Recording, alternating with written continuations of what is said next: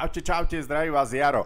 Na mnohých fórach alebo v skupinách sa vedie taká polemika, že či môžete pri keto stravovaní aj iné ovocie ako bobulové.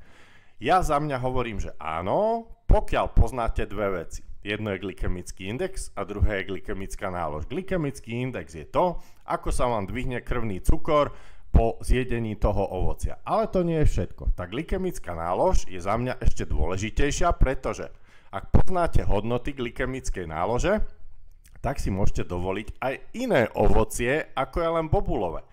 Pretože glykemická nálož znamená to, že vaše telo, keď príjme nejaké sacharidy, v tomto prípade, čo sa týka ovocia, tak to rozloží na nejaké súčiastky. A tá jedna súčiastka je aj glukóza.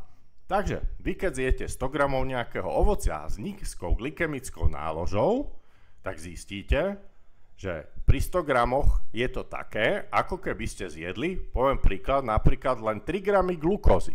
A odozva toho organizmu je minimálna.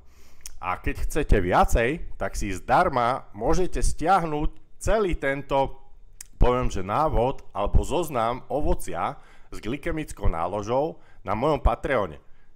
Tu sa vám ukáže link na môj Patreon a takisto aj pri videu nájdete link